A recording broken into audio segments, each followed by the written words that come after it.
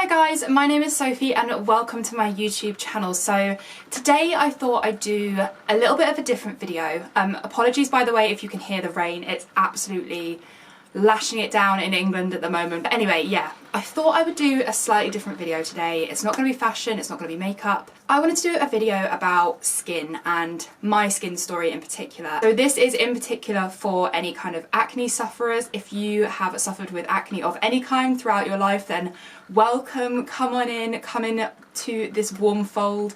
No judgment zone here. I know how you feel, and yeah, hopefully I will be able to pass on a couple of learnings to you. So a little bit of background, I think, on me personally. I have always suffered with acne ever since I can remember. My older brother had quite severe acne as well, so it's kind of a thing that ran throughout my family. We all seem to have quite oily skin, quite porous skin, so it was almost something that my mum had predicted would happen to me because she saw what my skin was like as a kid. And she kind of saw how that developed. So even I remember being in primary school, so from like eight years old, I remember being called pizza face in the school playground, which is like obviously crazy because like who develops acne at that young age? This is something that I had been suffering with ever since I was pretty much a child, all the way through my adult life. When I got to the age of 13, I went to my GP and I asked if there's anything they can do to help me, and they immediately put me on antibiotics, and that worked at first because obviously it stopped kind of the build-up of the infection, and so then I stopped. And then as soon as I stopped taking the antibiotics, it all came back straight away. So I was having to go back and forth to my GP so many times, and they kept putting me on and off and on and off antibiotics. I was on antibiotics for way too long. I don't understand why my GP let me stay on them for that long. I was on antibiotics up until the age of 18, which is insane. Like, I actually, thinking back to that now, is just like one of the biggest regrets that I didn't get that sorted sooner. So if you are at that kind of young age and you're going to your GP and they're keeping you antibiotics for years and years and years, try and get out of that cycle, because to be honest, at the end of the day, your body's going to get immune to the antibiotics and they're not going to do anything for you anyway. So try and wean yourself off them if you can. At the age of 18, I asked to be referred to a dermatologist. So I went to the dermatologist and they recommended ROACCUTANE, which I'm sure you guys have heard of if you are into a kind of acne medicines. It's a very extreme drug. But when I went to the dermatologist when I was 18, she kind of explained all the side effects to me, and I was literally just about to go to dance college, which was going to be really intense. So I kind of thought, oh, that sounds a little bit scary. I'm not going to go for it just yet, and I'm going to try something else. So I went back to my GP again, and they put me on a pill called Yasmin, a contraceptive pill, which was meant to be skin friendly. Oh my gosh, never suffered a breakout like I ever have before on this drug called Yasmin. Literally, my face was just red raw all over. Like, it was horrible, like to the point where I literally felt like I needed to wash my face like 3 times a day just to like help the skin on my face. Which also you shouldn't do because that's really bad because you're just constantly irritating your skin. But anyway, I was on Yasmin for a couple of months and it was an awful experience, so I went back to my GP again and they put me on a pill called Dianet.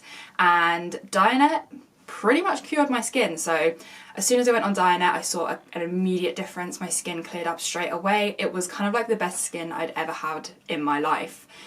So I was on that pill for, I want to say 5 to 6 years, which again is not great because Dianet is very harsh in terms of contraceptive pills. So again, my body was reliant on another drug. So I got to the age 26, Dianet had started to wear off a little bit, and my skin started to flare up again with quite severe acne. So you would have thought by the time you get to kind of like mid-20s that your skin would start to not produce so many spots, but still, so very severe acne.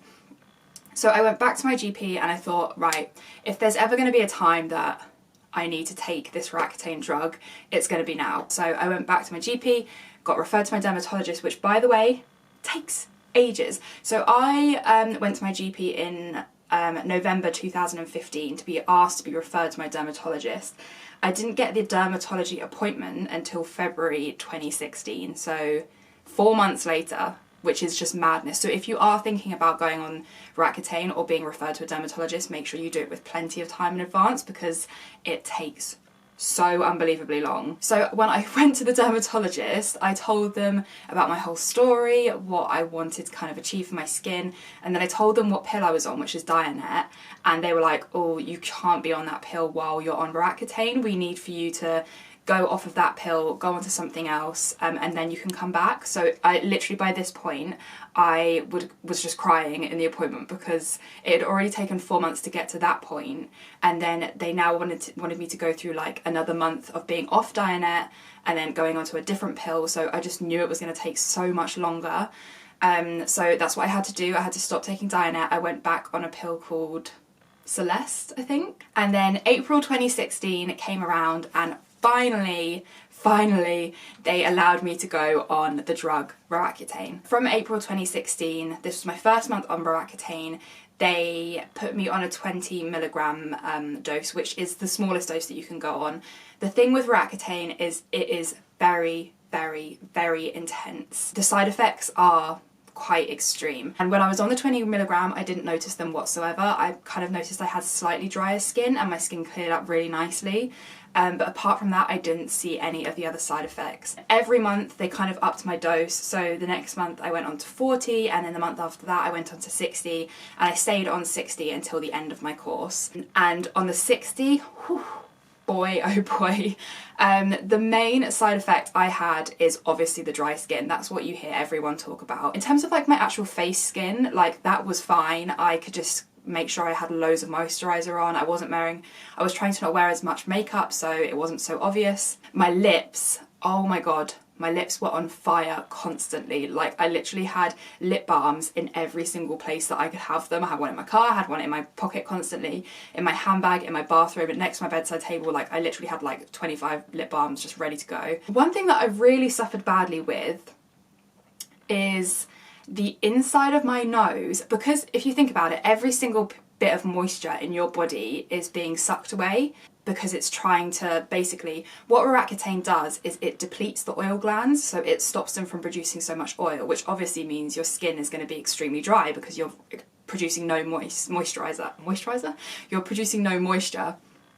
So obviously the inside of your nose is moist. And I found that because there was no moisture being produced for the inside of my nose, it was so sore. So I was constantly getting like scabs, this is really horrible by the way, scabs at the top of my nose from having just a dry nose.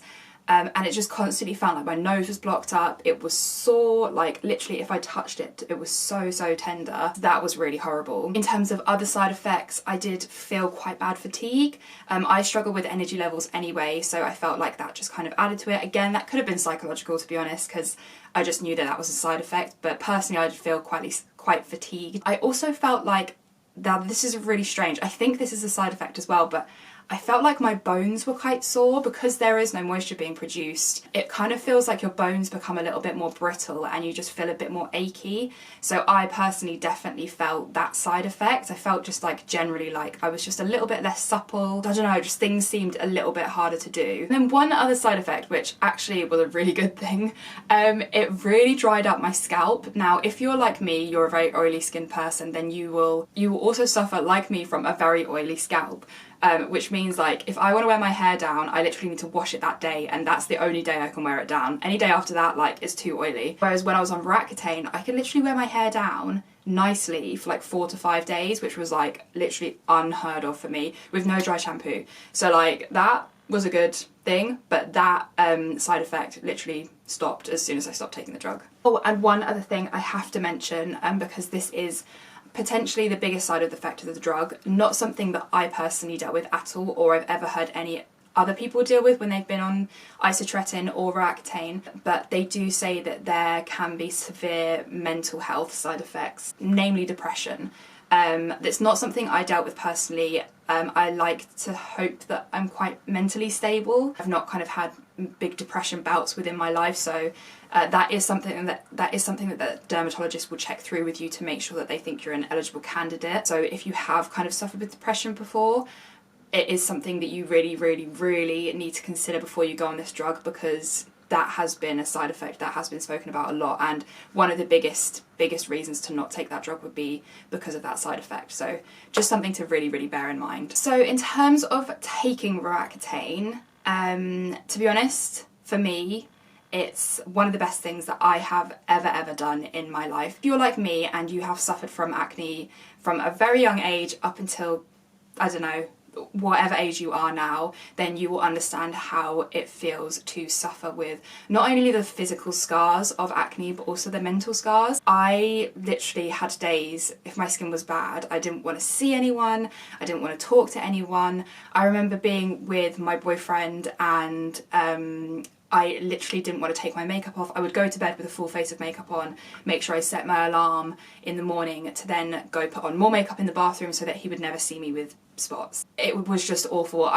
It was obviously, when you're having quite bad breakouts, it's at an age where you're meant to be kind of living life to the fullest. So I was like going out all the time with my friends, and there would be times where I'd be on a night out and all I could think about was my skin and how like bad it was. I'd be in the bathroom just constantly topping up my makeup to make sure like nothing was coming through. Yeah, it was just an awful time. And I think the connotations with having acne is traditionally people think you're dirty, or you don't wash, or you eat lots of chocolate, or you're really stressed, which is just not the case. Really, it's a hormonal imbalance in your body, and it's just produced onto your skin. It's so unfair for anyone to kind of like think that your skin is your fault. It's not your fault. It's just something that you're born with. Now, while ROACCUTANE has been, I think personally for me, one of the best things I've ever done, it's not something I would take lightly. So if you are suffering from bad skin and you haven't tried any other options then I would definitely try out a couple of options. Be very firm with your GP if you are going to go to your GP, because remember, they don't specialise in acne and they don't specialise in skin. So they're only going to follow what they've either done before or what's in the book. So I would just make sure you do a little bit of your own research. When you go to the gym, be very firm with what you want, and push that through, because the only way I was ever going to get a dermatology appointment at the hospital was by persevering and pushing through with my GP, because otherwise I probably would have stayed on antibiotics for the rest of my life. If this is something you are considering, then I would try a couple of options first. I would try and make sure that you have got your skin routine down. If you are interested in taking a contraceptive pill that is skin friendly, then you can try that. I'm obviously at an age now where I kind of want to stay away from as many kind of hormonal things as possible, so I have stopped taking that pill and gone on to other methods. But if that is something you want to try, then it did really work for me at the time. And then if you are going to go on ROACCUTANE, then yes, it is aggressive, yes, it is intense, the side effects are crazy, but the rewards are unbelievable. For me personally, the side effects were completely worth the end result, which is my skin now a couple of years later after taking ROACCUTANE. One thing I do have to mention as well, if you are going to take ROACCUTANE, is that when you're actually on the drug, it's a big life change and it is a big life commitment. So you obviously have to have a doctor's appointment at the hospital every single month. As well as that, a week before your appointment, you have to have a blood test. So that's 2 appointments every single month for probably about 8 months that you need to commit to throughout the whole period of taking the drug.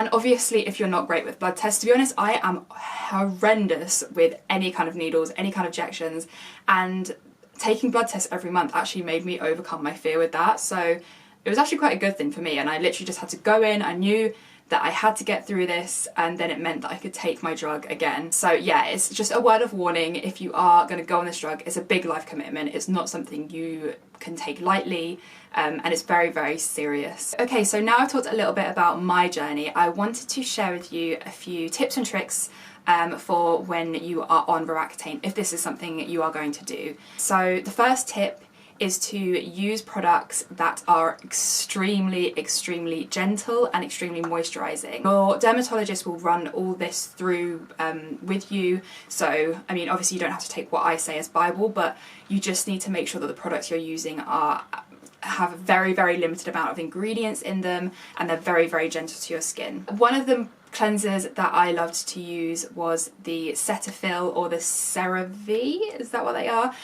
Very, very gentle cleansers. I'd also make sure you're going for a very, very hydrating moisturiser morning and night, because your skin is going to be dry. Like, I'm telling you now, you will not understand it until you get it. Your skin is going to literally just suck all the life out of it, so you need to make sure you are putting as much moisturiser on as possible. Another thing as well is SPF. I mean, I can't explain the importance of SPF enough, regardless of if you're on ROACCUTANE or not. Like, just everyday life, you should always be wearing SPF. Even if you're staying inside all day, computer screens, windows are going to be coming down onto your skin. Particularly on ROACCUTANE, your skin is a lot thinner and it's a lot more sensitive, so you want to be really careful with sun.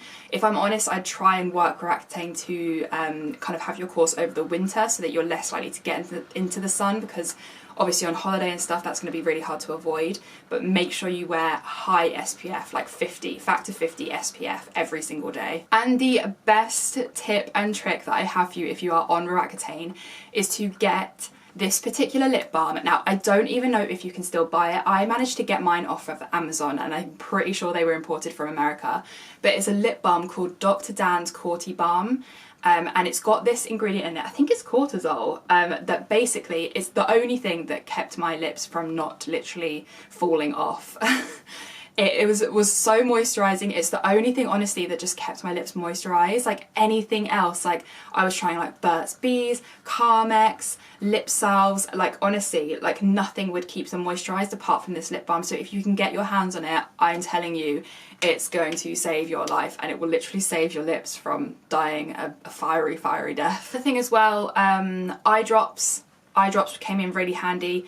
Not only does your skin get dry, your eyes get dry, so make sure you're using those every day. Hand cream, I tend to get really, really dry knuckles, so I was using that every kind of morning and evening. And also hair oil. As I said, the moisture is literally sucked from everywhere, so as well as your scalp, so you're not getting a lot of those natural oils, so oils soak through to the ends of your hair. So I would just make sure you're putting hair oil on every time you wash it, just to make sure that you're keeping everything moisturised. The thing I really wanted to talk about is having a really strong skin routine. And I think this is something that you really, really need to get under control before you consider going on more extreme drugs like ROACCUTANE. I wish I had a bit more of a guidance as to how to properly look after my skin, because I definitely did a lot. I definitely cleansed, toned, moisturised, but I didn't do everything that I think I could have to really, really save it as much as I could have before I went on the pill. So if you are struggling, then please, please get this book and read it all the way through. It's such a great book.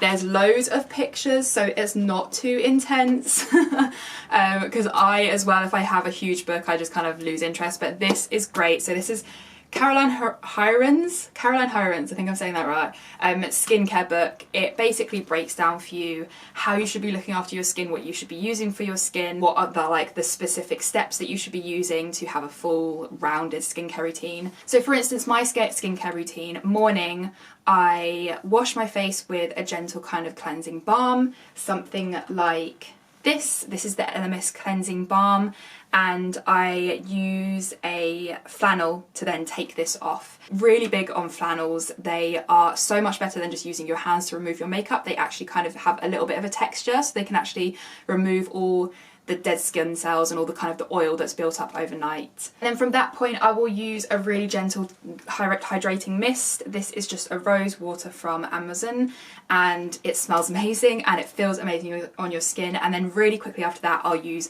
a hyaluronic acid. This one is from Superdrug. It's £15, I think, and it's so good. Also, The Ordinary have loads of hyaluronic acids, as well as like Revolution Skincare. There's loads in the markets, but just make sure you're buying a hyaluronic acid, because it's the one thing that's really going to bring loads of plumpness and moisture back into your skin. And then following that, I will take a really moisturising moisturiser. This one is from Beauty Pie. It's the Plantastic Moisturising Balm. If you are not on Beauty Pie yet, I would highly recommend it. Then my OG SPF La Roche-Posay Factor 50. This thing is amazing. To be honest, in terms of SPF, I don't think you need to go too fancy, as long as it has a high factor and it is an SPF by itself. It's not a moisturiser and SPF, it's a pure SPF. Just get that all over your skin and your neck and make sure you are covered all over. Then at night time you can have a fairly kind of similar routine. I personally like to double cleanse, so I'll cleanse maybe with a balm and then with a milk after that. And then I might use slightly different acids. So for people with particularly blemish prone skin, acne, marks, this is just an absolute winner for me. I can't live without this. So this is the, I can never say this right, niacinamide 10% and zinc from The Ordinary. Oh my god, when I don't have this, immediately my skin breaks out. This is the bomb. So yeah, if you are looking for something particularly for blemish prone skin, absolutely get this, and it's so cheap. I think it's like 15 quid for a bowl this size, and it'll last you probably about 4 to 5 months. You can obviously also use, so this is something that I'm using at the moment, is a couple of glycolic pads. So these are from Marlin & Goetz. They are a little bit pricey, but glycolic is really, really good for resurfacing. You can get it in a load of toners, you can get it on kind of these ready-made pads, but they're really, really good for resurfacing your skin. They do feel a little bit like, a little bit tight and tingly. They're great as more of like a gentle exfoliator. And again, I would follow that with an oil and then a moisturiser just to kind of lock everything in. If you are struggling with particular like kind of quite big spots, then I've been using again from Marlin & Goetz this little kind of solution. So it's similar to the Mario Badescu solution, I believe, but personally I think the ingredients are a little bit better made. So this is called the sulfur paste. So all you do is you literally take a cotton bud, dab it in, and then put it onto the infected area, and it literally transforms overnight. I absolutely love this product. I wouldn't go crazy with it, but if you have one kind of quite strong spot, then put it on overnight and it should be pretty much reduced by the morning. And I just wanted to finish by saying that if you are really going through it at the moment, if you are suffering from really bad skin, then you are not alone and it won't last forever. Please just try and get a bit of a skincare routine down, and if it's not working, then don't feel afraid to go speak to someone. Don't feel afraid to go get medical advice, because that is literally what they're there for. It's okay to ask for help. If there is something that you're really, really suffering with and it's affecting you daily, it's affecting your mental health, it's affecting your friends and family because you don't want to leave the house, then there is something you can do about it. That drug is there for a reason. So don't feel ashamed to feel like you want to try it. It's not giving up. If anything, it's helping you out and it's helping make your life better. Skin is so, so important. It literally covers every single part of your body. It's the biggest organ you have, so you need to look after it. I hope this video gave you a little bit of insight into my skin story. It's something I'm so passionate about. I feel like I have quite a good knowledge on the subject. So if there is anything that I've missed out that you want to ask me, then please just leave it in the comments down below. Ask me anything. Honestly, I'm like an open book about this. I can literally give you any insight that I have. And if you are going to go on isotretinoin, the one thing that I didn't do that I really wish I did was taken loads of before and after pictures. When I looked through like my iPhone and I looked through like old pictures, because I hated my skin so much, if I saw any kind of picture where my skin didn't look good, I would delete it. I would ask my friends if they could delete it from Facebook, because it honestly just made me feel like so insecure. So I wish I had a couple more before or after pictures. Thank you so much for watching, guys. If you enjoyed this video, then please give it a little thumbs up and let me know down in the comments below. If you're not yet subscribed, then please come on over and subscribe to my YouTube channel. It would be awesome to have you here for the long haul. You have been awesome as always, and I cannot wait to see you in the next one.